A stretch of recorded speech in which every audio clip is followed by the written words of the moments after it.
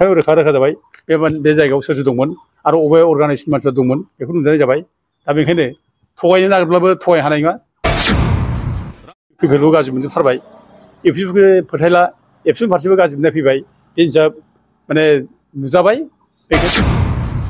बेफोर जे नै दाखालि जानाखि लैहोर लैहोर गयारिखौ बिपिएफ पार्टी अफिसनि मोखाङाव जानाखि बुनाय, बे बुग्राफोरनि गासैबो माने रेकर्डफोरखौ दिनै रायजोफ्रा नुखाजोब्बाय। बिसोरनि भिडिअ फुटेज नुजोबनाय जाबाय, बिसोरनि माने केमेरा बे जे नुजाबाय केमेरायाव बिसोरनि सावगारिफ्रा गासिबो नुजाजोब्बाय। दा बिसोरनि सावगारिखौ लानानै आरो भिडिअ फुटेज लानानै ओमफ्राय सिसिटिभि केमेरानि जानाखि रेकर्ड, बे रेकर्डखौ लानानै दिनै जाय बुजाग्रा लैहोर लैहोर गयारि अर्गानिक सेक्रेटारि इउथ बिपिएफ माने उइंनि, दा लैहोर लैहोर गयारिया क'क्राझार थानानि इनचार्जनो माने एफआइआर होदों। दा बे एफआइआर नामाव दङ नै Shri Ashok Gayari, general secretary Debargaon block UPPL. जाय अशक गयारिया माने बुंदोंमोन जे माने प्रह्लाद ब्रह्मनि न'आव जानाखि अन्थाइ खुबैनाय बियो नाटकसो, गावखौ एडभार्टाइज खालामनानै लानो थाखाय माने मोनसे इमेज बिल्डआप खालामनो थाखाय गावनो खुबैनानै लाहोदों होनना बुंदोंमोन बियो।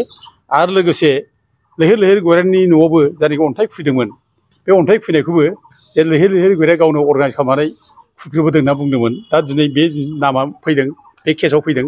दा गथिखे बेनो रोखा फोरमान जाबाय जे बिसोर एखे अर्गानाइज वे बिसोर जे खामानिखौ मावदों, जे बिसोरो अशक गयारिया माने खामानिखौ मावहोनानै बियो माने जाय मावग्रा बिसोरखौ दोनखोमानो थाखाय बे स्टेटमेन्टखौ होनाय जादों। बे जिनिसा रोखा फोरमान जाबाय। आरो लोगोसे नैबेयाव नुदों श्री खोमदोन गयारि, बेखौबो केसआव जों नुबाय आरो बिनि फट'आवबो दंजोबो। खोमदोन गयारि गासिबो बिनि बिफा बिमानि नाम, अबे जायगानि, बिनि गासिबो रेकर्ड, गासिबो बिनि माबाफ्रानो एड्रेसानो गासिबो दंजोबो। आरो सोमदोन दैमारि बेबो दङ। आरो श्री दुलाराय बसुमतारी बेखौ नुबाय। आरो श्री दबेन बसुमतारी बक' एनएलएबि केडार, बिनि नामखौबो जों नुबाय। बे दबेन बसुमतारी बक'आ जाहैबाय बे सारेन्डार एनएलएबि, अलरेडि सरकारजों बायजानानै बे दंखायो। दा बेनि थाखायनो बियो सरकारनि खामानि मावनो थाखाय बे खोब नांथाबनानै दं।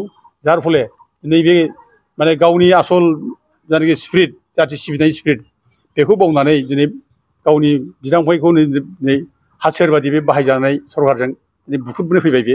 दा बिनि नामा दङ। दा हयथ' बेफोरबायदि मानसिया भबिष्यतआव खुनु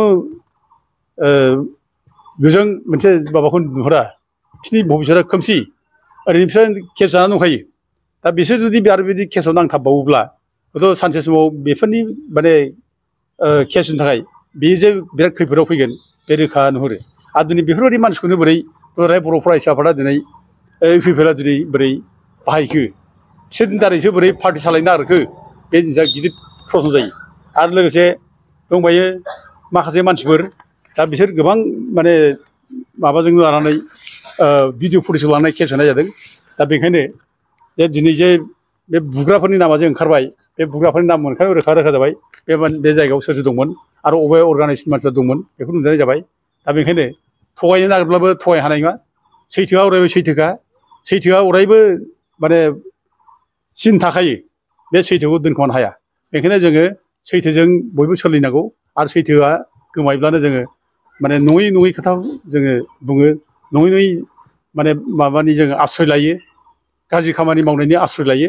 जों बेखायनो जों सैथोजों सोलिनांगौ। आरो सैथोजों सोलिनो रोङिखायनो जों बिबेक सुन्य जायो, जोङो गियान सुन्य जायो। आरो गियान सुन्य जायोब्ला, बिबेक सुन्य जाब्ला जों गाज्रि गाज्रि खामानि मावो। दा दिनैनि बे जायनाखि खामानि मावनाय, बे बिबेक सुन्य जाबाय, गियान सुन्य जाबाय।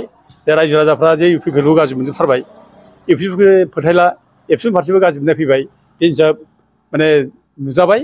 बेखायनो दिनै एबसुआ, इउपिपिएल नेताफ्रा दिनै गियान सुन्य, बिबेक सुन्य जाबाय। जों बेखौ दिनै रोखा रोखा बुंनो हायो, बुंनाय जाबाय। गोजोन्थों।